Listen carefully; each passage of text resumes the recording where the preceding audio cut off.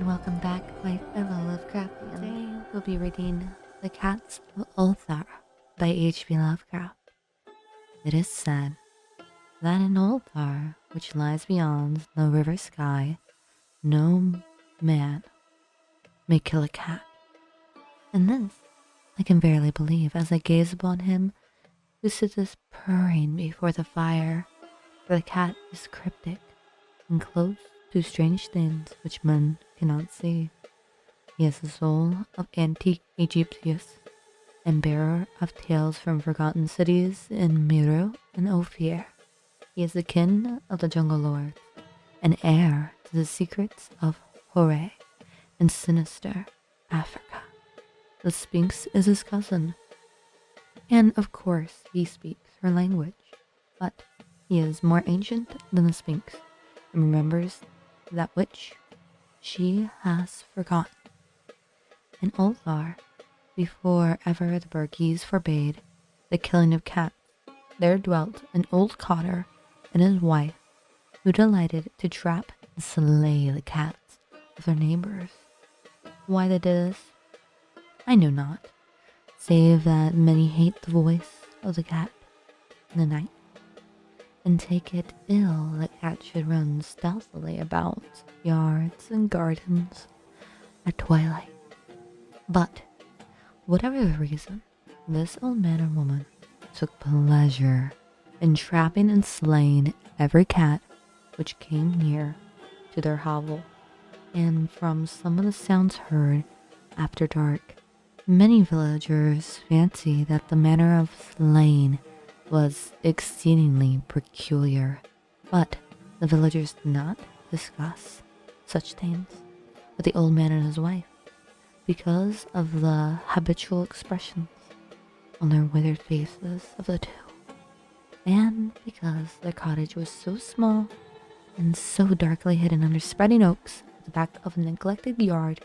In truth, much as the owner of the cats hated these odd folks, they feared them more, and instead of berating them as brutal assassins, merely took care that no cherished pet or mouser should stray towards the remote hovel under the dark trees.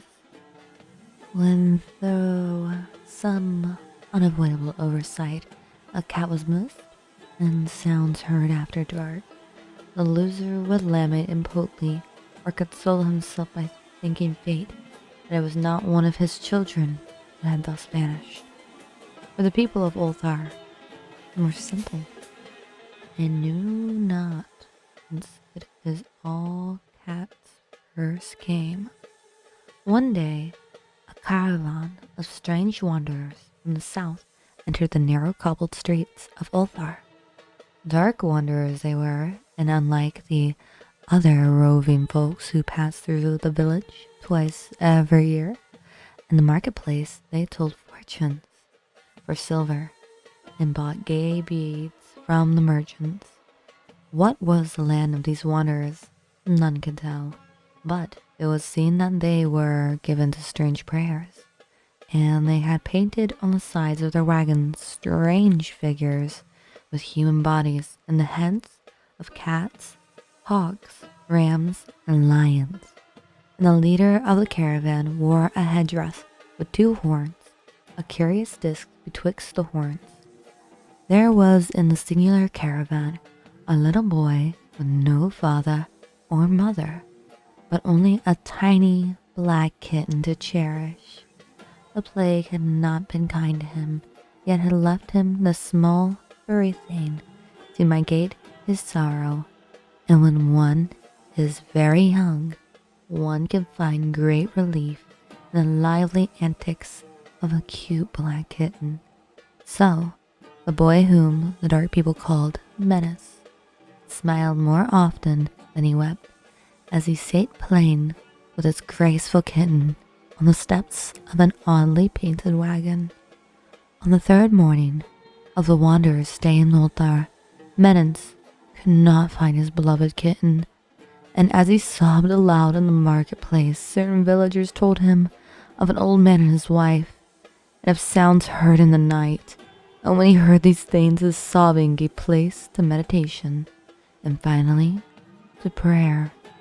He stretched out his arms towards the sun and prayed in a tongue no villager could understand, though indeed the villagers did not try very hard to understand, since their attention was mostly taken up by the sky and the odd shapes the clouds were assuming. It was very peculiar, but as the little boy uttered his petition, there seemed to form overhead the shadowy nebulous figures of exotic things, of hybrid creatures crowned with horn-flanked discs. Nature is full of such illusions to impress the imaginative. That night, the wanderers left Ulthar and were never seen again, and the householders were troubled when they noticed that in all the village there was not a cat to be found. From each hearth, the familiar cat had vanished. Cats large and small, black and gray, striped yellow and white. Old Karams, the burgomaster, swore that the dark folk had taken the cats away in revenge for the killing of Menace's kitten, the cursed, the caravan, and the little boy. But, ninth, the lean notary declared that the old cotter and his wife were more likely persons to suspect, for their hatred of cats was notorious and increasingly bold. Still, no one durst complain to the sinister couple, even when little Atla, the innkeeper's son, vowed that he had at twilight seen all the cats in Ulthar in the accursed yard under the trees, pacing very slowly and solemnly in a circle around the cottage, two abreast, as if in performance of some unheard rite of beasts. The village did not know how much to believe from so small a boy, and though they feared that the evil pair had charmed the cats to their death, they preferred not to chide the old cotter till they met him outside his dark and repellent yard. So Ulthar went to sleep in vain anger. And when the people awakened at dawn, behold, every cat was back at his accustomed hearth, large and small, black and gray, striped in yellow and white. None was missing. Very sleek and fat did the cats appear, and sonorous with purring content. The citizens talked with one another about the affair, and marveled not a little. Old Crown again insisted that it was the dark folk who had taken them, since cats did not return alive from the cottage of the ancient man and his wife. But all agreed on one thing, that the refusal of all the cats to eat their portions of meat or drink their saucers of milk was exceedingly curious. And for 2 whole days the sleek, lazy cats of Ulthar would touch food no more, but only doze by the fire or in the sun. It was fully a week before the villagers noticed that no lights were appearing at dusk in the windows of the cottage under the tree. Then the lean Nith remarked that no one had seen the old man or his wife since the night the cats were away. In another week, the burgomaster decided to overcome his fears and call at the strangely silent dwelling as a matter of duty, although in so doing, he was careful to take with him Shang, the blacksmith, and Thul, the cutter of stone, as witnesses. And when they had broken down the frail door, they found only this: 2 cleanly picked human skeletons on the earthen floor, and a number of singular beetles crawling in the shadowy corners. There was subsequently much talk among the burghers of Ulthar, Zath, and the coroner, disputed at length with Nith, the lean notary, and Karan and Shang and Thul were overwhelmed with questions. Even little Atla, the innkeeper's son, was closely questioned and given a sweetmeat as a reward.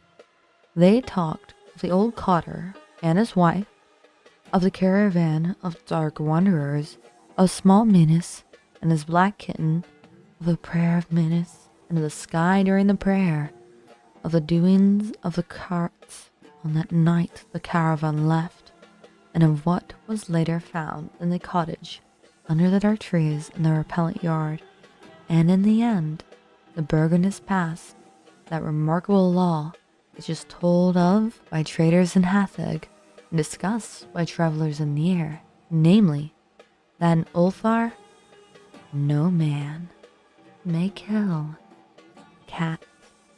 The Cats of Ulthar by H.P. Lovecraft. Overall, I really enjoyed the narration in the story. I especially love how the main cat, belonging to Menace, was a little black kitten, much like H.P. Lovecraft's cat himself. I wonder if this story was to honor his cat's legacy, or maybe even other cats that he had, or his love for cats. I also adore the eldritch being of course a cat, because in many societies cats were upheld as gods. I myself have two, called Roach and Parasite, based off of bugs, because I love my little buggies. They're my life, and I would love to write a story in dedication to them. So maybe I'm self-projecting just a little bit. But until next time, my Lovecraftians, feel free to comment below, like, and of course subscribe to our lovely little cult. And of course, bye-bye.